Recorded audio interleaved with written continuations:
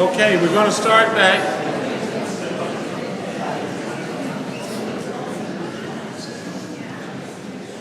As you say, we're going to get on with it. Okay. We left off talking about the inventory. We left off page 67. And when we look at this, it says we avoid retaliation or argument. We wouldn't treat sick people that way. If we do, we destroy our chance of being helpful. We cannot be helpful to all people, but at least God would show us how to take a kindly and tolerant view of each and every one. That's the people that we dislike, and that's the sick people. So, it says, referring to our list again, because see, now we've looked at it from a different viewpoint. Referring to our list again,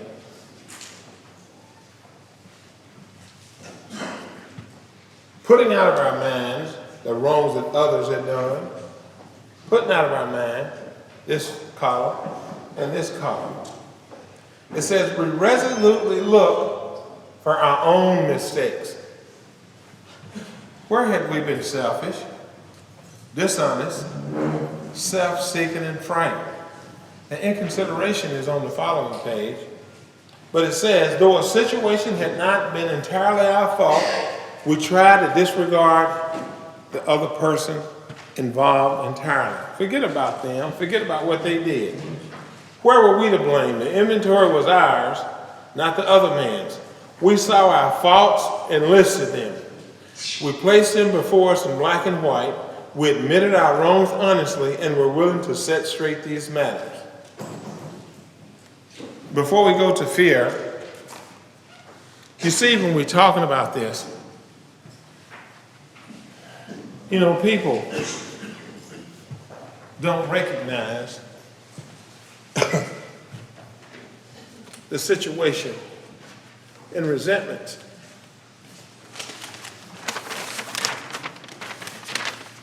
And we look at it this way.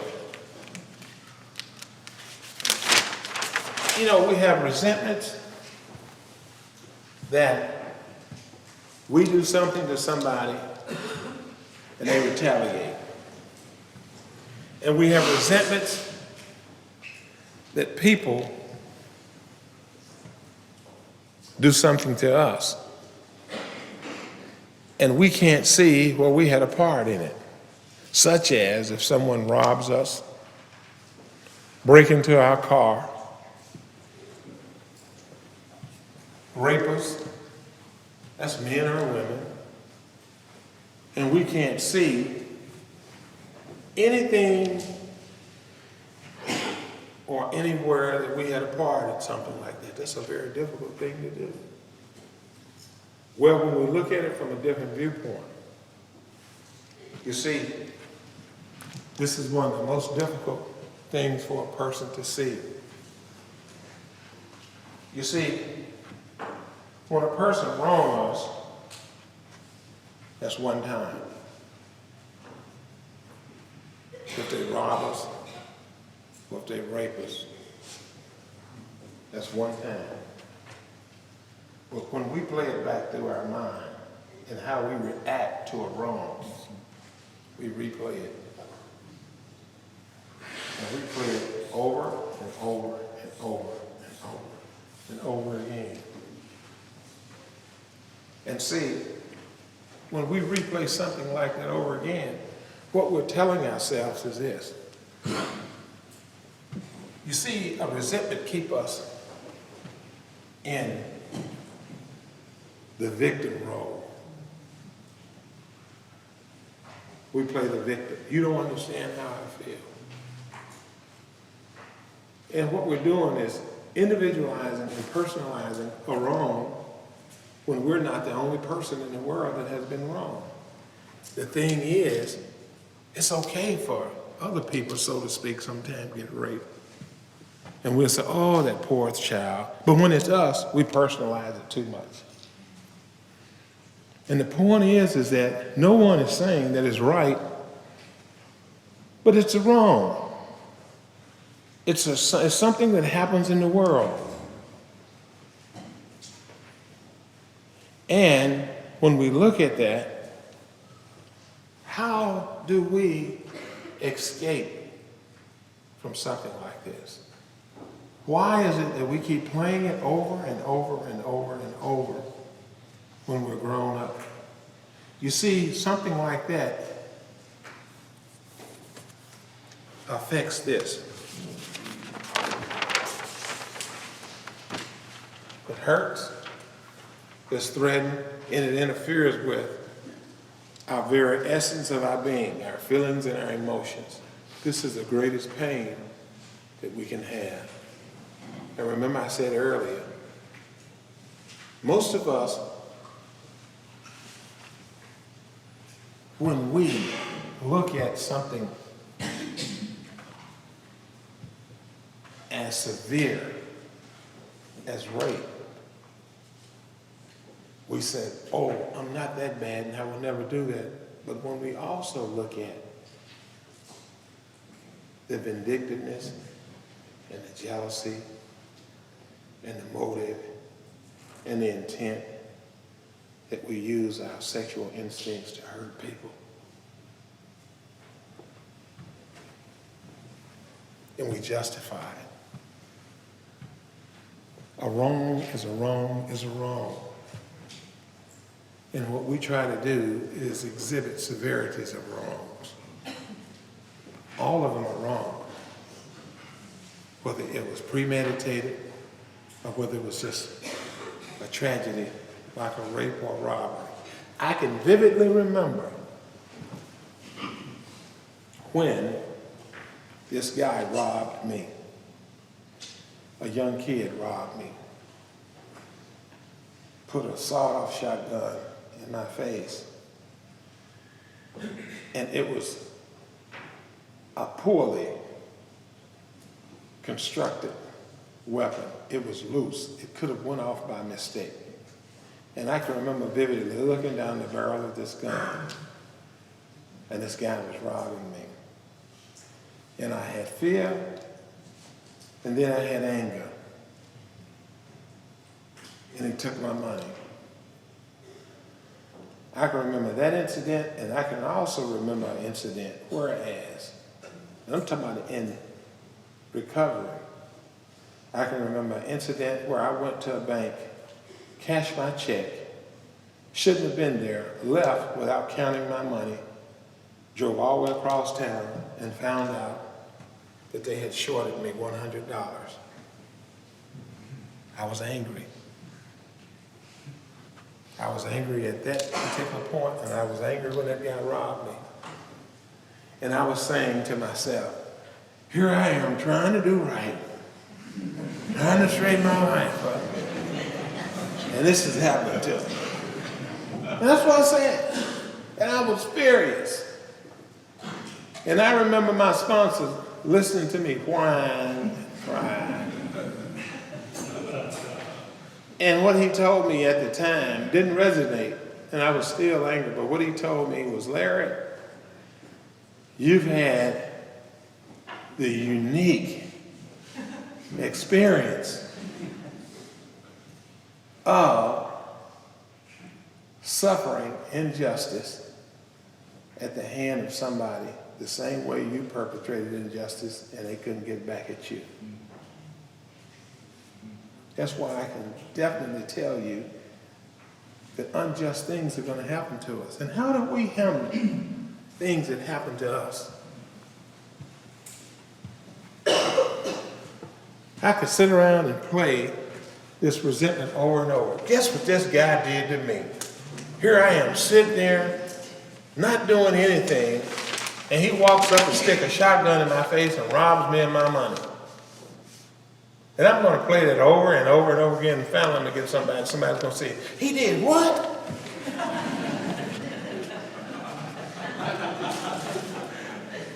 And then somebody's going to say, well, that's a shame and pity. And then somebody else is going to say, I wouldn't take that. you know? And I keep playing this over and over again. And what I had to do was forgive this guy. As a matter of fact, I never forget this. Here I was in the program and told my sponsor about that. And all of a sudden, I see this guy again. Now, when this guy robbed me, I wasn't in the program. But after I got in the program, I saw this guy. And every time I would see him, and he would see me, he would be apprehensive. He'd stand, because someone had told him that the person that he had robbed was a person that, but he's looking at me before I was sobered up. And he thought that I was going to do something to him. And he was apprehensive. And he would always be off. And I looked at this, and I had to do something about that. And the next time I saw him, I walked up into him and told him, man, that thing that happened, forget about it. You don't owe me anything. As a matter of fact, just forget about it. I had to forgive him in my heart and put him at ease. Because if I hadn't, out of fear, every time he saw me, he would have been apprehensive, or I couldn't have turned my back and he probably would try to do something to me. So I had to put that at ease. And this deal about this money, I had to let that go the same way. I had to really look back at the part that I played. First of all, I shouldn't have been at the bank because I was picking up everybody's check, and my supervisor told me, do not stop and cash the checks, bring all the checks back. But I had to stop and cash them out.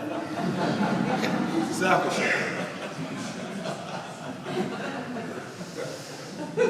And that's what I got, because I started the ball rolling. So I have suffered injustice. But I can vividly remember those two things, that whereas injustice that I had suffered, that I had to forgive. And the thing that we have to forgive, if we expect forgiveness, we have to be willing to forgive. You know,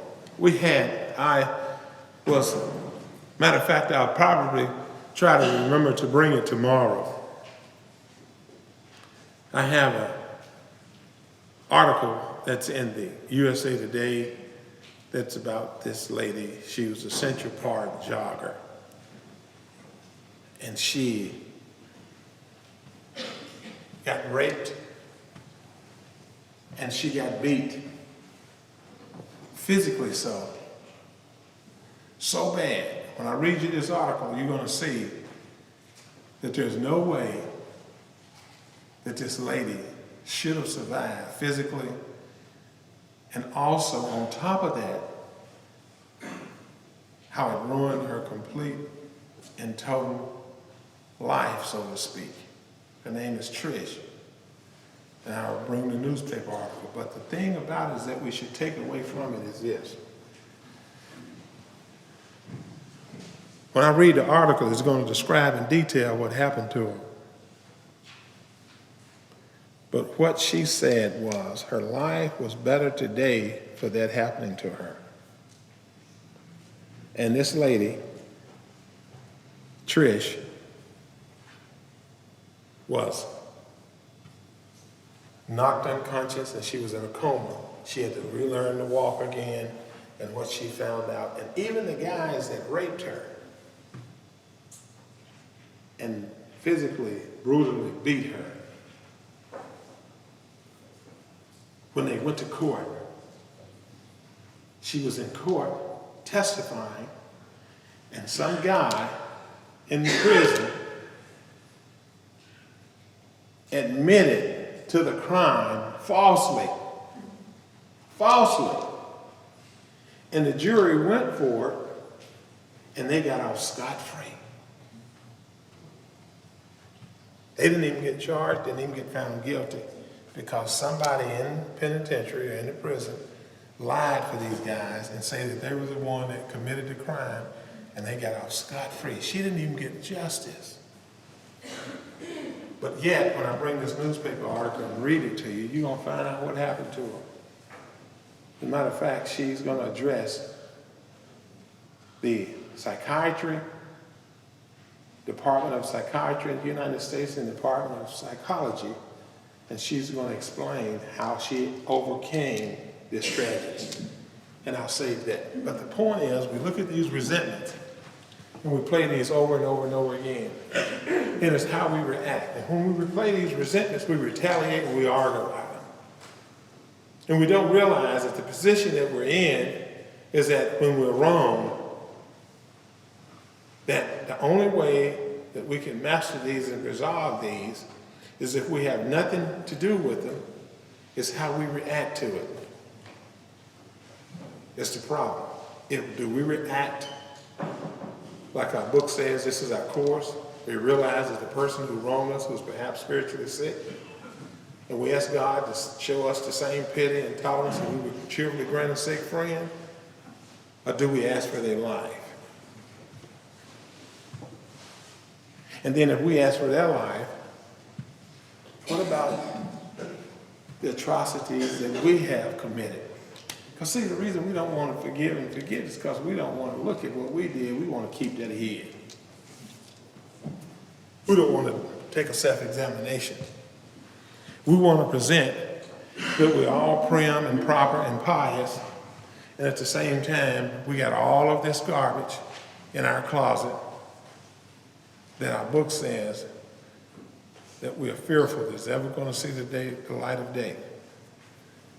But when we're on this side of the street and we're trying to go back through our life with complete thoroughness and honesty and be relieved of this, then we have to be willing to relieve the other person of their atrocities. That's the only way we're going to get free. We're not going to get free by playing one side of the street. So we look at this, and it says, the inventory was ours, not the other man's. We saw our faults and listed them. We placed them before us in black and white. We admitted our wrongs honestly, and we're willing to set these matters straight. It says, notice the word fear bracketed along the difficulties with Mr. Brown's, Mr. Jones, the employer, and the wife. This short word somehow touches about every aspect of our lives. It was an evil and corroding thread. The fabric of our existence was shot through with it.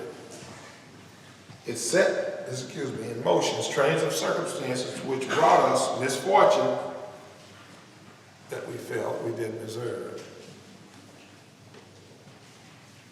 In other words, we treat fear and sex as if we do the same process that we do the resentment.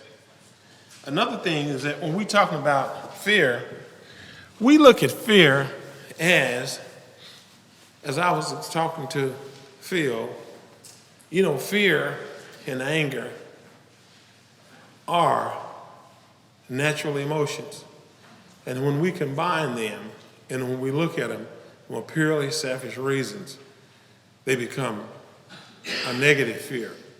There again, I'm going to talk about the negative and positive, not good and evil. You see, this life that we live, or this universe that we're in, everything has a negative and a positive. We look at this electricity running through this room. It's AC, DC current. There's a positive and there's a negative. When one is on, the other one is off. It alternates. We look at the North and the South Pole. There's a negative and a positive. And we look at fear. There's positive fears and there's negative fears. Positive fears are respect and as simple as thing as we call caution. We could not drive on the street if we didn't have caution. We could not walk across the street if we didn't have some type of caution. But Bill talks about 100 forms of fear. And when you look it up in the dictionary, you see search forms as terror, And you see such forms as not only terror, but you see in all forms of fear that, like, another form is procrastination. You see, procrastination is when we have a fear of taking action on something that we know we should need to do. Another form of fear is guilt. Guilt is fear of the past. Something that we've done that we know we shouldn't have done, and we fear of the foreboding of our actions. Dread is fear of the future. We dread doing something because we don't know what the outcome. So Bill talks about this 100 forms of fear. Now, there is such a thing as a positive resentment and a positive fear. A positive fear is caution. Positive resentment is one of such that should promote and permeate action or competition. Case in point, we were talking about this at lunch. In 1968, approximately 68, Russia sent up the Sputnik satellite. The United States formed a resentment, and that caused them to start the space program. They wanted to outdo the Russians. They wanted to send a man to the moon. Now, they could have gotten mad and tried to sabotage the Sputnik program, but it caused them to promote competition. Another case in point, a person moves in next to us to our flats.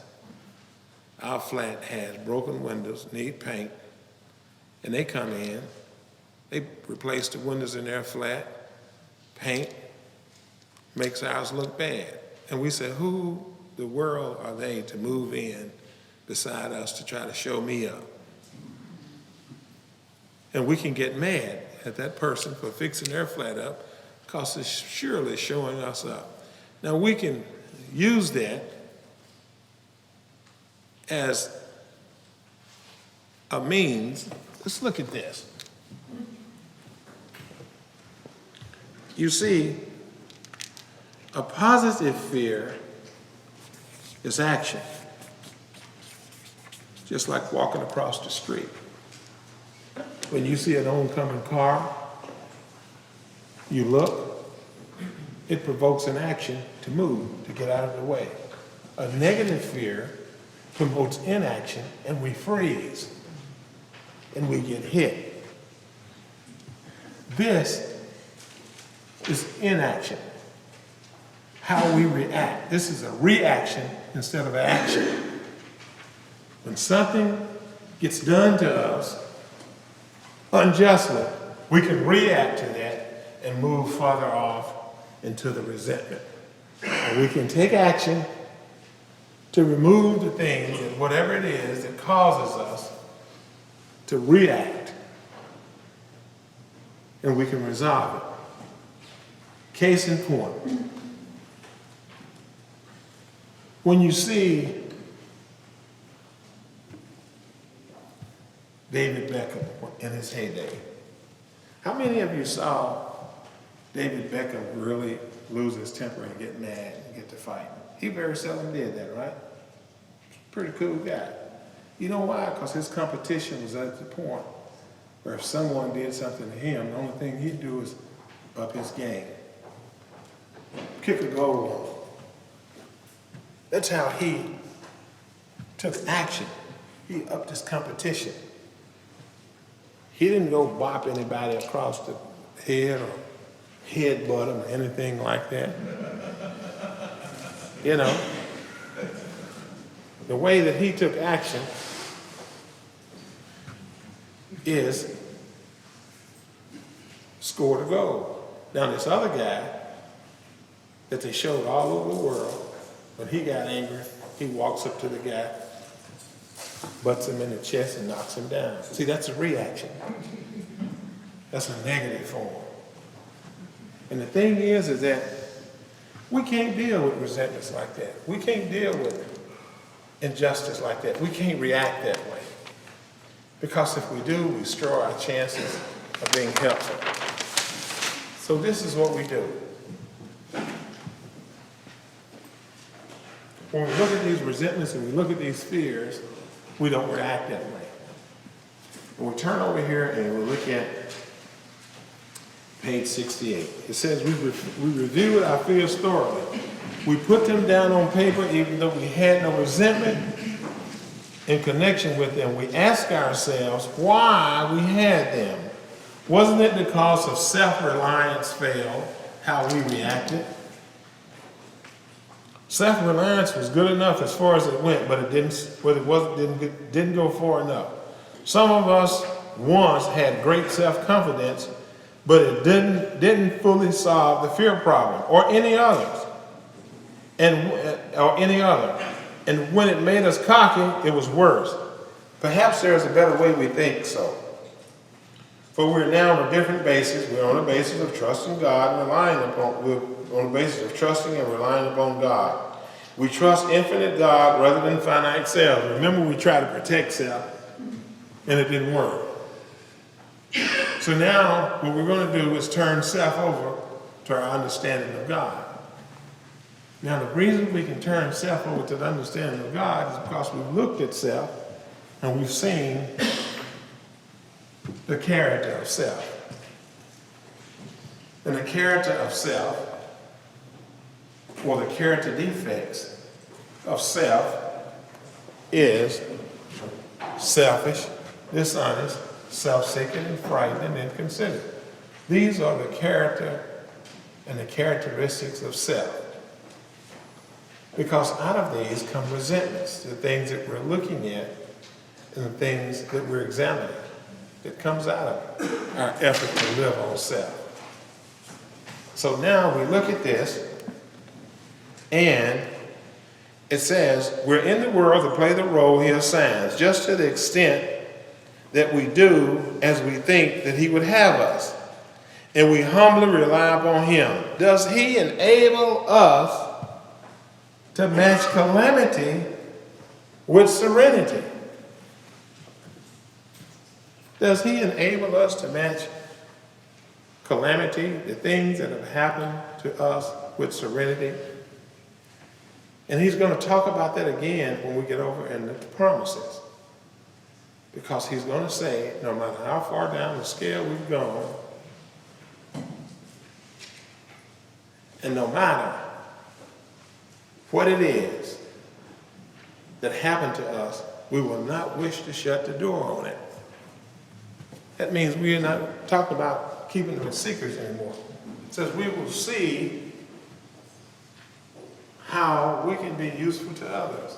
No matter how far down the scale we've gone, no matter what happened to us, we're going to be able to see how whatever happened to us is going to be useful for us helping another human being that has gone through the same thing that we've gone through, how we can help them overcome the obstacle.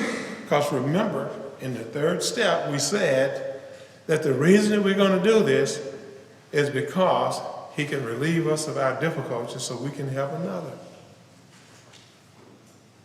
That's the reason. And to show his power and his love and his way of life. So when we look at this, it says,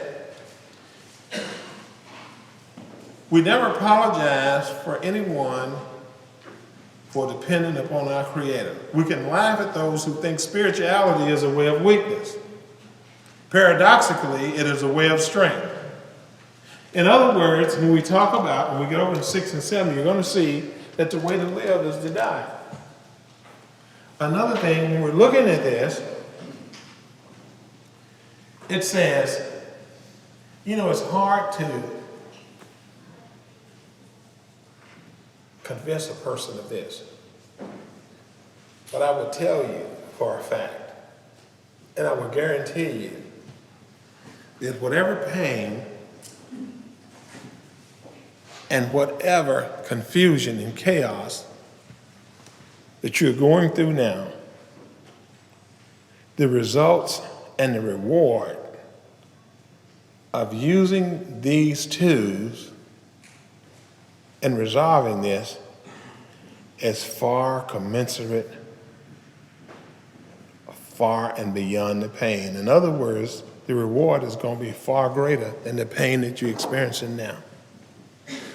But you never know that until you take the action. That's why the promises over there. People want the promises, they want results before they actually do the work. That's not the way it works. Whatever you're experiencing now, you cannot even fathom the freedom and the release. That's why it says we're going to know a new freedom and a new happiness. That means that new means something that you never, ever, ever had before. That means that your happiness has been short-lived by buying stuff, having certain relationships, having sex. That's temporal, fleeting. But we're talking about a happiness that's going to be sustained because it's going to come from within as opposed to without. We're talking about a freedom. We're talking about a freedom of not being shackled down by a psychological and a spiritual bondage. We're talking about a freedom that you've never, ever, ever experienced before. You see, you can release a man from his shackles, but you cannot release him from the fetters and the superstitions and the ignorance of his mind. That is something that he has to choose to do. But he has to, when he decides and chooses to do, he has to have a means and a way to do that. Now, if you've never done that, then how can you balk it this way? If you've never done it, why would you, as Herbert Spencer says, have contempt prior to investigation?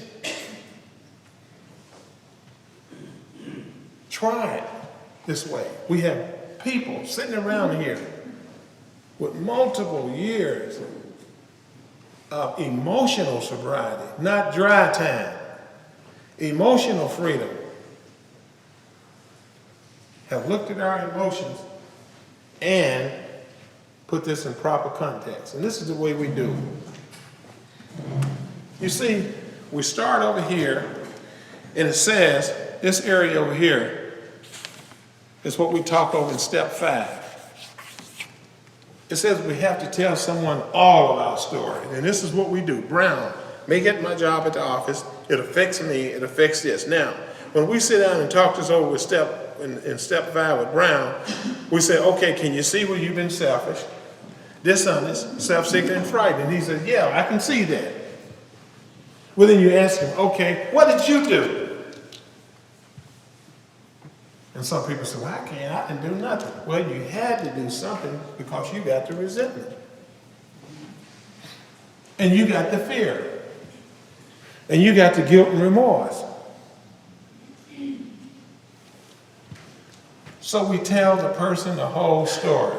And we be as honestly as we can, and we tell them about the incident. This is on page, starting with step 5, page 71, 1 to 72.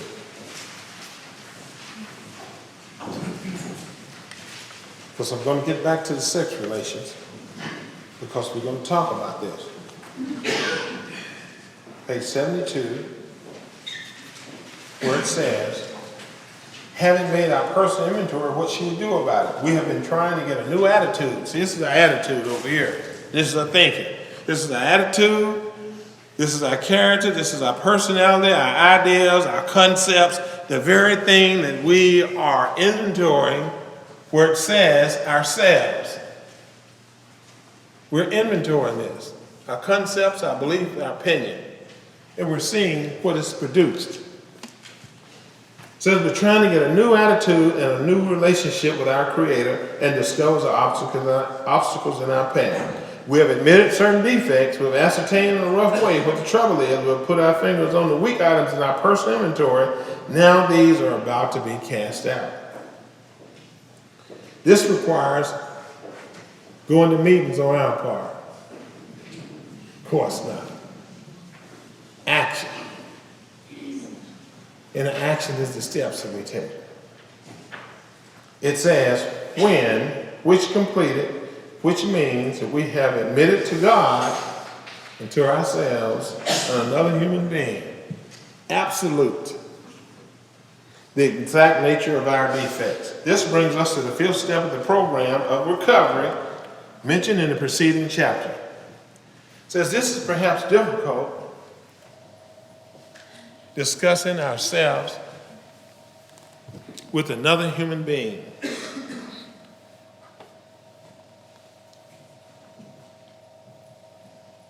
With another person. We think we have done well enough admitting these things to ourselves. But there's doubt about that. In actual practice, we usually find a solitary self-appraisal insufficient. In other words, see, God already knows it. And we admit it to ourselves and they say, well, that's good enough. No, listen to what it says. Many of us thought it necessary to go much farther. We will be more reconciled in discussing ourselves with another person when we see good reasons why we should do so. Well, we're telling you the reasons why you should do so, because a solitary self-appraisal is not enough. I remember Joe's sponsor, Charlie Clark, saying, you know, we have to hear ourselves say some things. We have to hear ourselves say some things. So that means when I sit down and I'm saying, Julie, I have been dishonest, I have been self-seeking and frightened and inconsiderate and selfish. I can't take that back. That's out of my mouth. I have admitted that openly, honestly, and now I've got to do something with it. I have either got to take action on it and carry out the decision that I've made, or I've got to make myself another lie by admitting it and not doing anything about it. That's why Bill did the 6 and the 7 steps to close the loopholes. You see, step 5 is more than a confession. It is a process by which we carry out that we say. I can ask each and every one of you all in here a simple question, and that is, are you willing to go to any lengths? Are you willing to give me all the money in your pocket? I can ask you that. Are you willing to do that?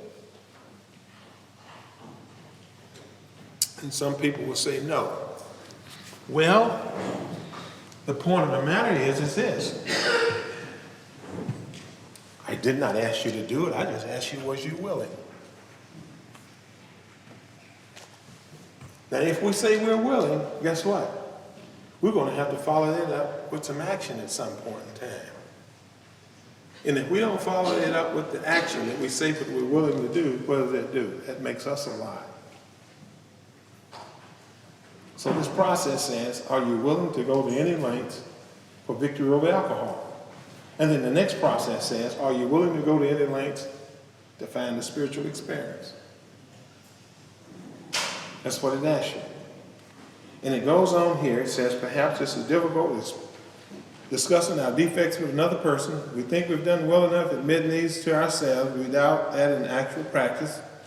We usually find a solitary self-appraisal insufficient. Many of us thought it necessary to go much further when we will be more reconciled, discussing ourselves with another person when we see good reasons why we should do so. The best reason first, if we skip this vital step, vital means absolutely necessary, such as error is vital to life. You have to have error. You can't do without it. You cannot do without this step if you expect to recover. We may not overcome drinking. Time after time, the newcomer have tried to keep to themselves certain facts about their lives, the secrets. Trying to avoid this humbling experience, they have turned to easier methods. Almost invariably, they got drunk. Having persevered with the rest of the program, they wondered why they failed. We think that the reason that they never completed their house cleaning, they only took inventory all right, but they hung on to some of the worst items in stock. Squiggly right. They only thought they had lost their egoism and fear.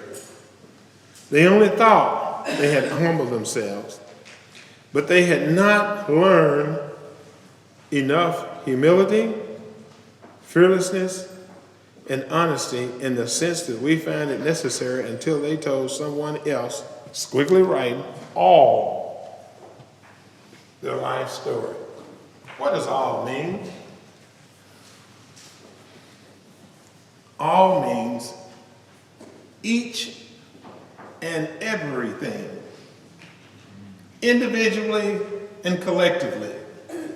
That means that you cannot leave that out. Now, some people say, well, I don't believe in God, and there's that God thing again, but you know what? I do believe over here,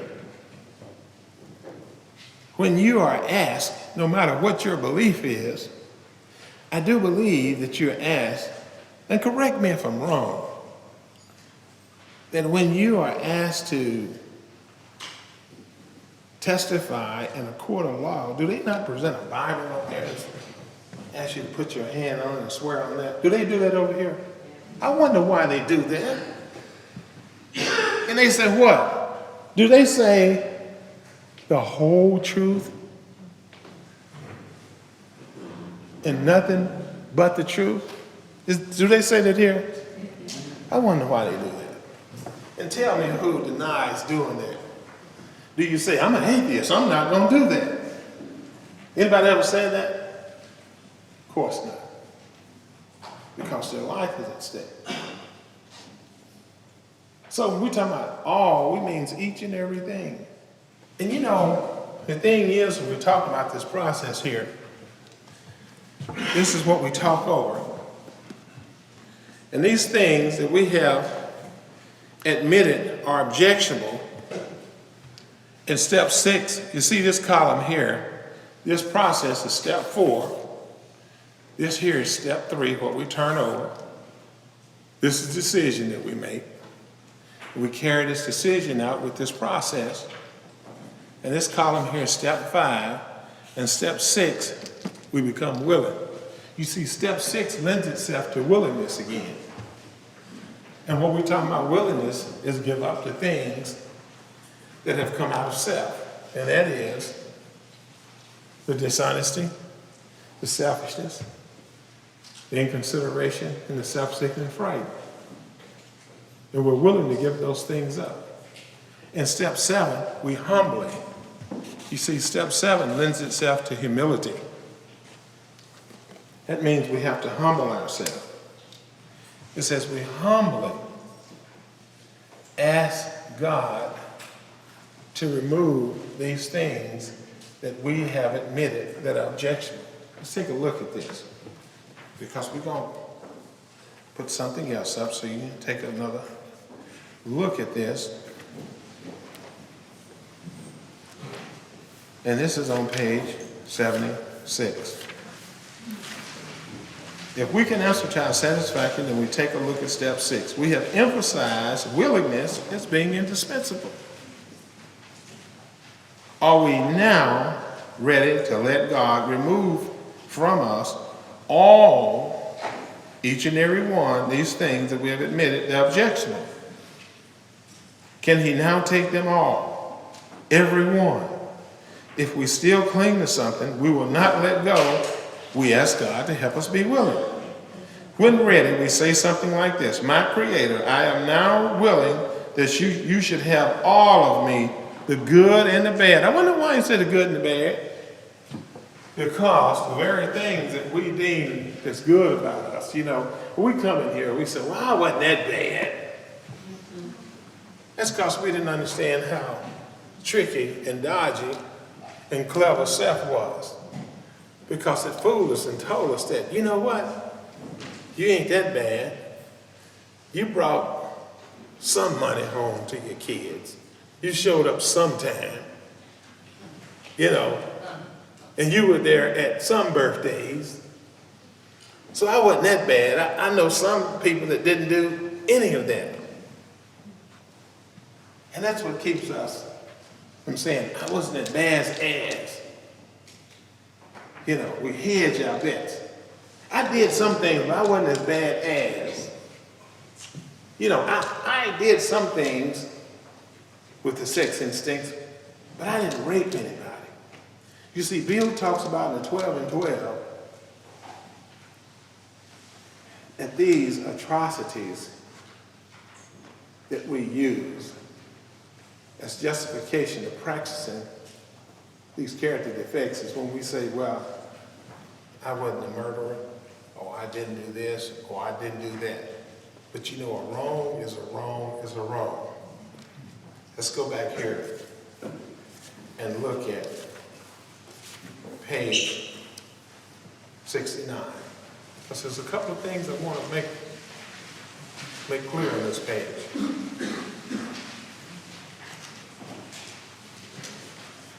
And that is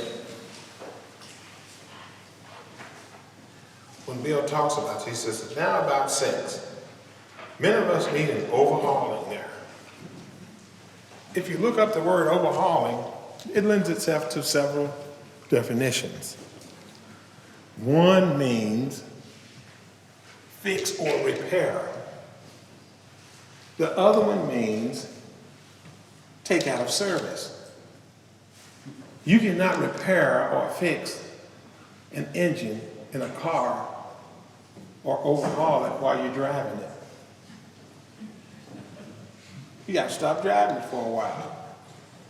You got to turn it over to the mechanic and let him repair it. So he says, many of us need an overhauling with this sex thing. Now, a lot of people say, you know, a year or so, but that's not in the book. But I can tell you this, that our book says that if we are persistent for a few months with this thing, in other words, basically, after we work the first 9 or 10 steps, and we get a result out of this, and we see that how we've used sex, which is going to talk about on this page, then we might be able to use it. But you know what? If we've got some problems, the person who does your inventory, he's looking at a pattern of how you have used these instincts, how you've used your social instincts, if you've used them to manipulate, how you've used your material or your emotional instinct, if you've used them to hurt people or to rob, or you've used the emotional instincts to control people, or to be controlled, to be dominated, or you put yourself in subjection to people because you didn't want to grow up yourself or you wanted to be taken. It shows a pattern how you use these instincts. And it also shows a pattern how you use the sex instincts. If you've used them to control or dominate or to be dominated by this instincts. And someone that's skilled can take you through and show you how you have used these instincts, overused them and misused them, and you can see the pain that has caused you, and they become objectionable. Then this is what it says. It says on page 69, you know, one school, it says they think we do not have enough of it, or it isn't the right kind. They see it significant everywhere. One school would allow man no flavor for his fare. The other school would have us all on straight pepper diet. We want to stay out of this controversy. That's fanatical thinking. We do not want to be the arbiter of anyone's sex conduct.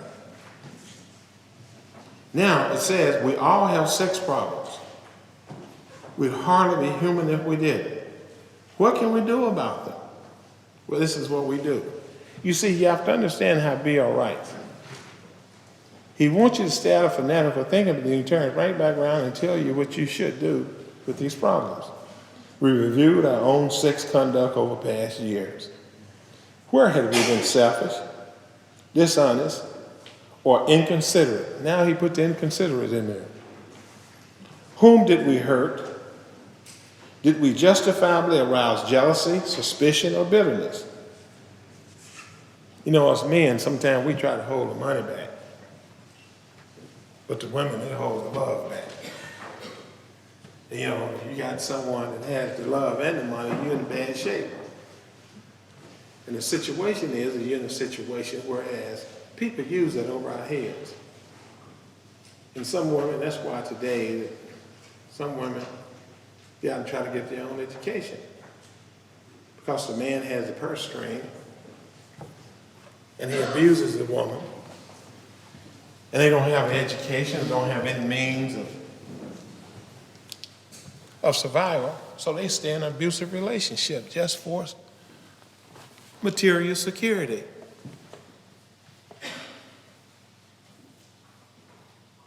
And they are under complete and total domination.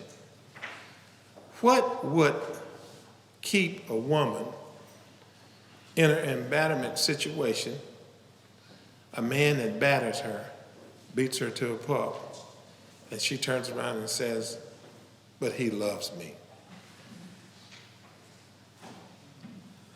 Moreover, what would keep her in that same predicament? He has beat her to a pulp, took her to the hospital, brought her back home, and then he leaves and go to work. And she is afraid to leave the house. She has no shackles.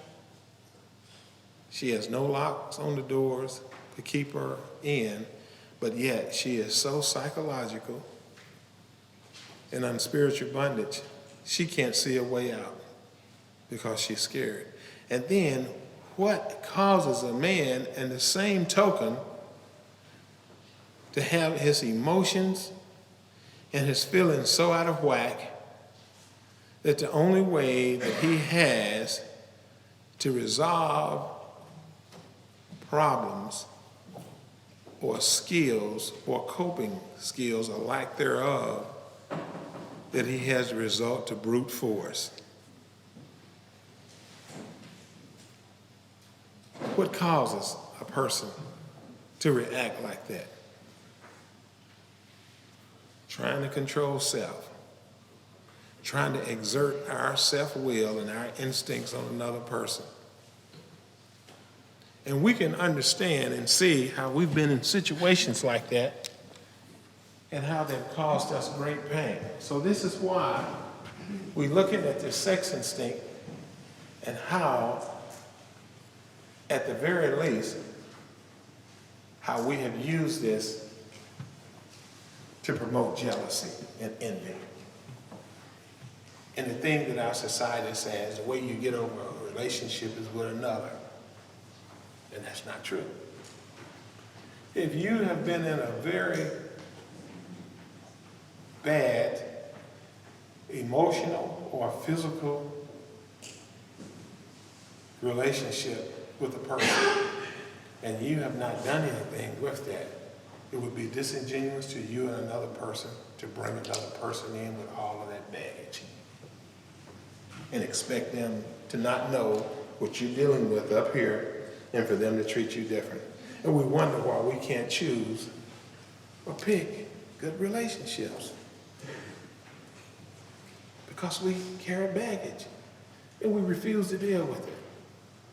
And we move from one bad relationship to the other. And this is men and women.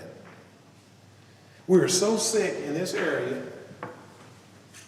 of relationship with people under the social instincts and this instinct over here with sex. When a healthy person comes our way, we'll sabotage that relationship and jump all the way over her and get the sickest person that we can.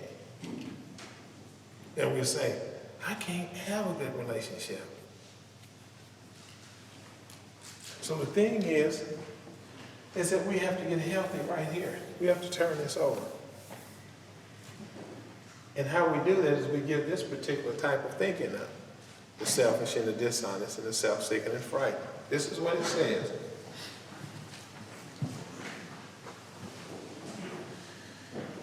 It says, where were we at fault? What should we have done instead? We got this all down on paper and looked at it. Now it says, in this way. In what way? Getting it down on paper, looking at how we use sex and the pattern that we've been using all over life. Why? It says, we tried to shape a sane and sound idea for our future sex life. Future. It didn't say present. Because we should be overhauling it or looking at it, trying to fix it or repair it. Our future sex life, we subjected each relation to this test. So from here on out, this is a test we should subject our relationships to. Was it selfish or not? You know, even in the ideal relationship, which is a marriage, you know, we still can be selfish with this. We can manipulate and we can whine. If our wives or our husbands, you know, we have to put them in a situation where they have to tell a lie. You know, I got a headache.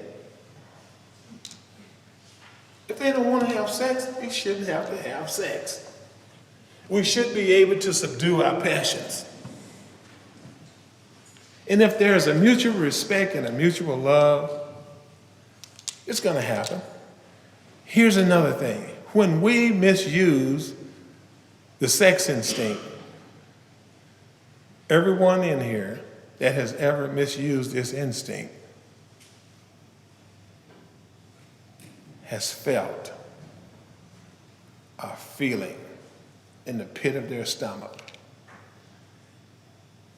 And it tells you that it was the inappropriate or the wrong use for that instinct. Right after you got that little reward, you felt bad.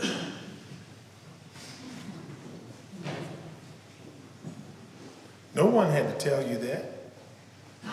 You knew that there was a misuse and the wrong use of that instinct. Whether it was your wife or whether it was whoever it was. They just told you innately, inside, that was wrong. You see, these powers were God-given. And that lends us to the consciousness that when we misuse, like I said, we don't have to do, it tells us when we are right or wrong. We have that ability. And this is what it says. We ask God to mold our ideals and help us live up to them. Remember always that our sex powers were God-given and therefore good. But when we use them wrong, we get the reward of using them wrong. When we use them right, we get the reward of using them right. Neither to be used lightly or selfishly, nor to be loathed or despised. In other words, sex is not nasty. It's a natural use and a natural function of the human life. It says, whatever our ideals turned out to be, we must be willing to grow toward it. We must be willing to make amends where we've done harm, provided that we do not bring about still more harm in doing so. In other words, we treat sex as we would any other problem in meditation. We ask God, what should we do about each specific matter? The right answer will come if we want it. If we want the right answer will come, then we can put it to this test. It says God alone can judge our sex situation. It didn't say sex conduct. Then it says counsel with others is often desired. But we let God be the final judge. We realize that some people are fanatical about sex as others are loose. We avoid hysterical thinking or advice. Suppose we fall short of this chosen ideal and stumble. Does this mean we're going to get drunk? Some people tell us so, but this is only a half-truth. It depends upon us and our motives, our ambitions, the reason, the drive, our intent. If we're trying to control someone and we're continuing to use someone, and we continue to use sex to change the way we feel as opposed to, because see, that's what we do. When we feel uncomfortable, we either go buy something or we'll use sex to change the way that we feel. And then it says, It depends upon us and our motives. If we are sorry for what we have done and have the honest desire to let God take us to better things, we believe we'll be forgiven and have learned our lesson. If we're not sorry, and our conduct, not situation now, and our conduct continues to harm others, we're quite sure to drink. We're not theorizing. These are the facts out of our experience. To sum up about sex, we earnestly pray for the right idea, for the guidance for each questionable situation, for sanity and for the strength to do the right thing. If sex is very troublesome, we throw ourselves the harder in helping others. We think of their needs and work for them. This takes them out of ourselves and requires some perilous urge when the yield would mean heartache. Now listen to this. This is the part that people, all you have to do is ask yourself this. You don't have to ask anybody else, because this is what should be received by doing this work. It says, if we have been thorough about our personal inventory, we have written down a lot. We have listed and analyzed our resentments. We have begun to comprehend the futility. That means futile is just useless. And the fatality means deadly of the resentments. We have commenced to see their terrible destructiveness. We have begun to learn tolerance, patience, goodwill toward all men,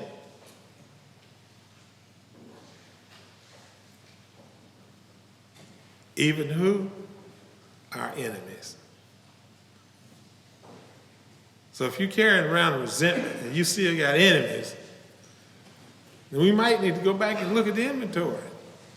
This is what the book says. This is not my opinion, not my idea, not my concept. I have nothing to do with this.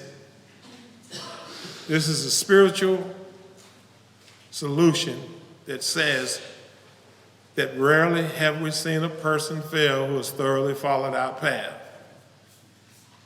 You see, there's two types of people. There are the cannots and there are the will nots. It says those are those who cannots and the will nots simply give themselves to this simple program. That's what our book says. And then it goes on to say, we've learned patience and tolerance and goodwill toward all men, even our enemies, for we look upon them as sick people. We have listened to people we have hurt by our conduct and willing to straighten out the past. In this book, you've read again and again that faith did for us what we could not do for ourselves. We hope you're convinced now that God can remove whatever self-will has blocked you off from Him.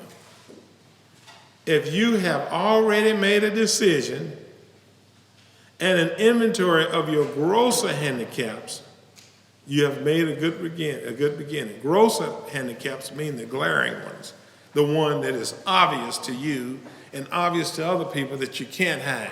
So we have some down this deep down. Let me explain this. You know, see, we have,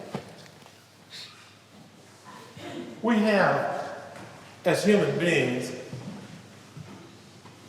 we have reason, and then motive, and intent.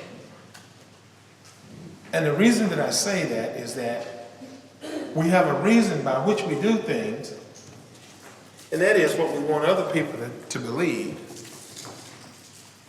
That the reason that we're doing this is to help them, but the motive is ultimately something that we keep hidden.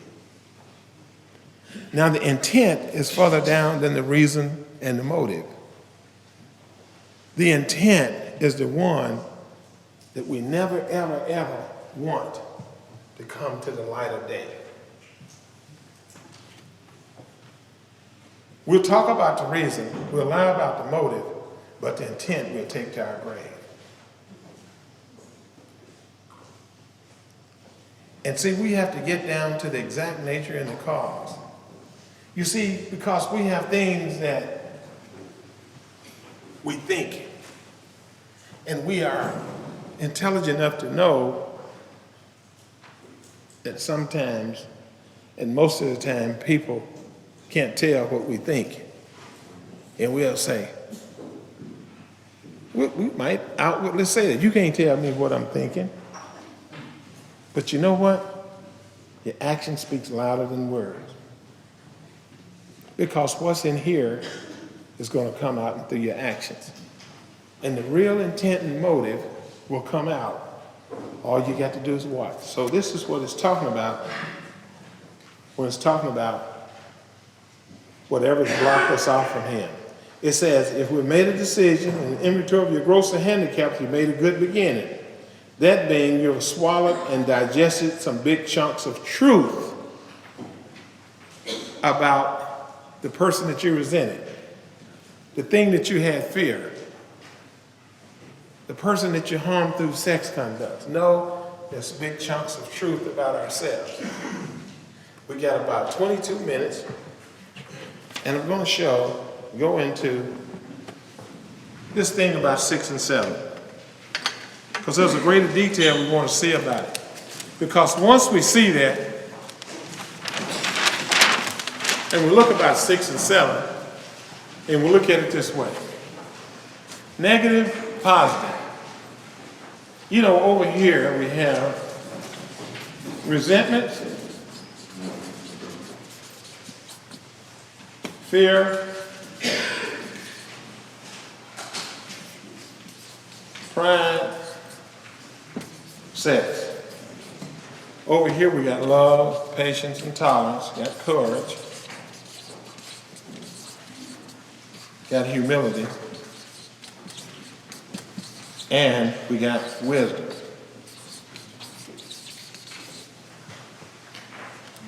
So these are qualities of man. And when Bill talks about shortcomings and character defects, really we're talking about one and the same. You see, we're short over here, but we're long over here. We're out of balance. Emotional deformities. Being warped emotionally. And when we have new emotional deformities and we're warped, we have resentments, we have fear, we have false pride, and we harm people through our sex instincts. That's how we come in the rooms. And if we don't get down to the exact nature and the cause, we're still going to do this in the room. We're going to have resentments, we're going to have fear, we're going to have too much pride and ego to do a complete and thorough fifth step with someone, and enough, too much fear, and we're going to still be walking around here trolling the rooms, trying to have sex with newcomers. That's vice versa. And I'm telling you, and I hope that we look at this analogy because, and I'm not trying to be callous about this, but when we look at this, we are people that are emotional immature. Our emotions are far to white. We read that about emotional deformities.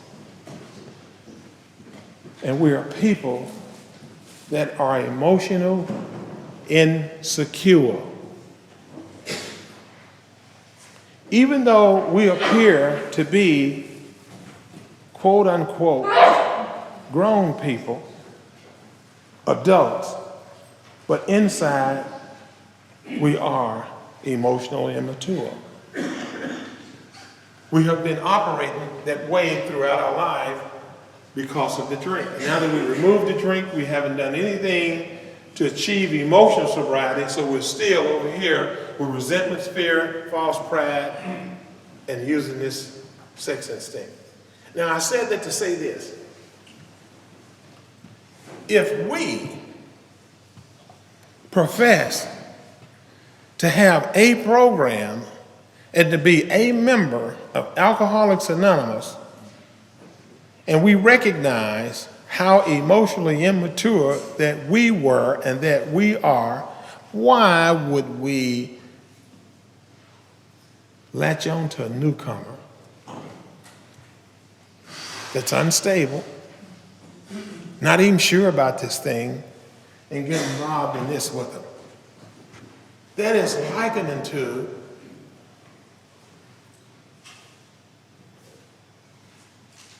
statutory rape, because that person hadn't grown up emotionally or they're not secure enough. That's just like taking advantage of an emotional child. And when my sponsor showed me that, matter of fact, he was a little bit more graphic than that. You know what he told me? I'm going to tell you what he told me. He said, for you to take advantage of a newcomer, you may as well go to the mental institution and get you a woman that's drooling from the mouth, because all she is moist and warm meat. Up here, she's not at home. So why would you do that? And that's the same way with a man. We have been through all of this tragedy we talked about, such as rape and abuse.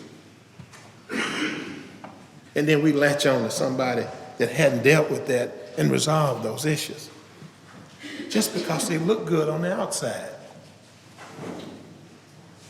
Consider that. Just consider that. That's the same way the dirty old man looks at the young girls and says, oh, she looked 18. Oh, they look healthy. That's what we say. Oh, they look healthy. As if that is an excuse or justification to get involved. You know, we're people that have a lot of work to work on. And this process that we're talking about, you know, it takes a lifetime. It takes a lifetime for us to work here in 6 and 7. So step 6 says, don't do what you want to do. Be willing and make yourself do what you don't want to do. Because see, when you shut this off, when you die over here and don't lend action to this, react to this, see, this is reaction. You see, this is feelings, emotions. Over here is facts, logic. This is what we should do. We should be emotional, secure, and mature enough to do the right thing at the right time for the right reason. When we react over here, this ain't nothing but acting on feelings and emotions. We have to die over here to live over here. Only we can slay ourselves. We have to be willing to give up on this way of life so we can live over here. There's no way that a person say they can have love, patience, and tolerance and they got resentments against somebody. Don't work like that. You see, nature, when negative and positive come together, there's a spark. The thing is that we do this. See, we long on this. Every once in a while, we may jump over here for a short time, but we jump back over here. We stay over here too much. And when we inventory 4, 5, 6, and 7 is the action that carries out, that changes our thinking, puts us on this side. And if we don't change our thinking, remember I told you about the mind is a marvelous mechanism. It can only feel and think one or the other. And if we don't change our thinking and deal on some facts and some logic and some wisdom, we're going to be dealing on feelings and emotions and selfish, what we want to do as opposed to what we should do. When I was a child, I acted as a child. But when I became a man, I put away my childish ways. You see, we have to die daily. We have to continue on a daily basis to give up self, because self is going to rear its head. But we have some tools and some information now about it, how we can deal with it. We can't deal with it on our own, but we know what to do. God, relieve me of bondage of self. Take away self. Relieve me of bondage of self, so I may do thy will. See, these are the characteristics of a spiritual man, and these are the characteristics of a selfish and carnal and physical man. Never shall the two twain. And it's our decision. Or what's going to be our decision? Are we going to live over here, or we're going to live over here? And step 6 and 7 works together. When we shut one off, you see, nature abhors a void. We come in here, we're a life of resentments and fear and guilt. Love, patience, and tolerance is out here. We have to be willing to give this up. And when we give this up, this automatically fills the void. You see, Jung says, man's thirst for alcohol is a low-level craving of wholeness, hence the union with God. This is a union. We cannot be united with this until we give up this. You see, a spirit will not dwell in an unclean house. This glass has water in it. And when I take the water out of the glass,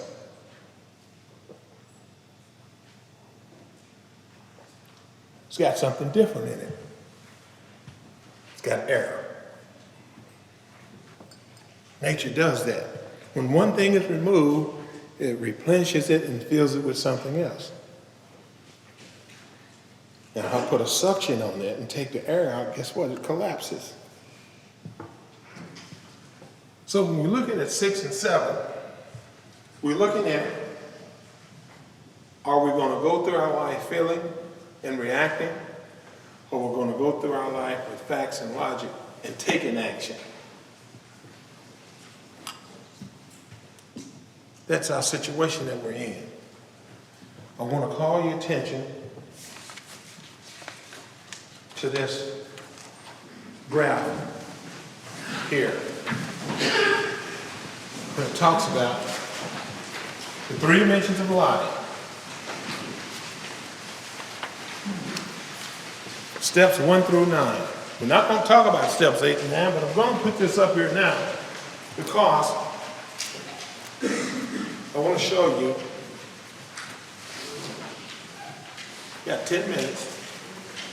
And I'm going to recap this tomorrow when we start on these 3 dimensions of life.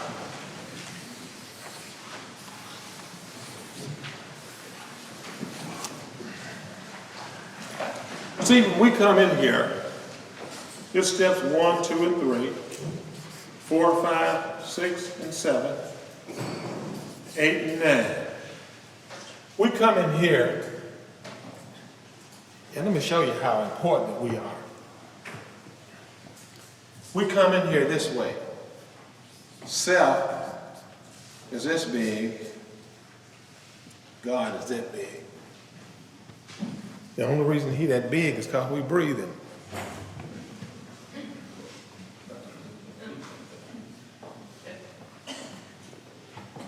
So we have to make him that big, turn self over, and reduce self this big and make him that big. That's steps 1, 2, and 3. We got to make that decision. And guess how much we have to do with it? That much. And that much is 2 things. Our willingness to believe.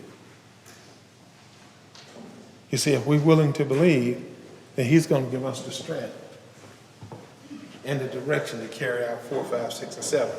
This right here deals with higher power, God, This right here deals with our mental faculties. Remember, it says when we straighten out spiritually, we automatically straighten out mentally and physically. This is the physical side.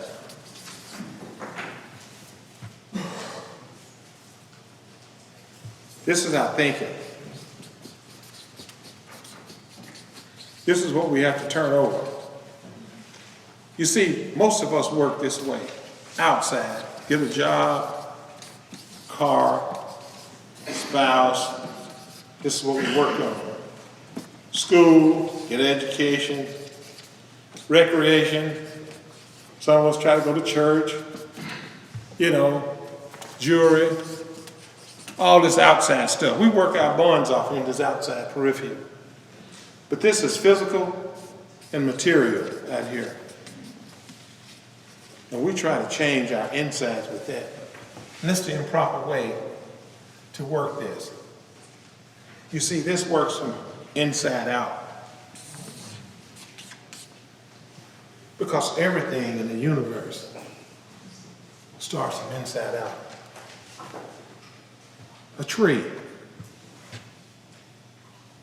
it has to be put in the ground so it can grow out. And when you look at it, and you look at the trunk and you cut it, you see that the rings that grow from inside out. A piece of fruit, an apple. The seed is no good until you put it in the ground. It never grows if it's outside. Everything in the universe fits this pattern. Bill talks about the atom. The atom is a proton and a neutron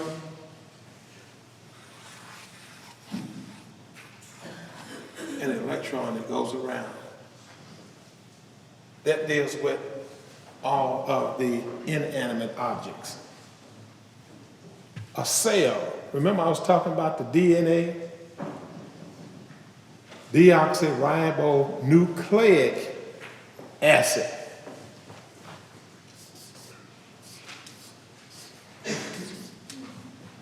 A cell is a nucleus with a cell body. That takes care of all living matter. Let's take care of us. Tell me what does not fit this. And tell me if it doesn't start from the inside out. This is the proper way for all things to operate. But we, having all the intellect and all power and all knowledge, we try to operate it from this way, try to make this feel good.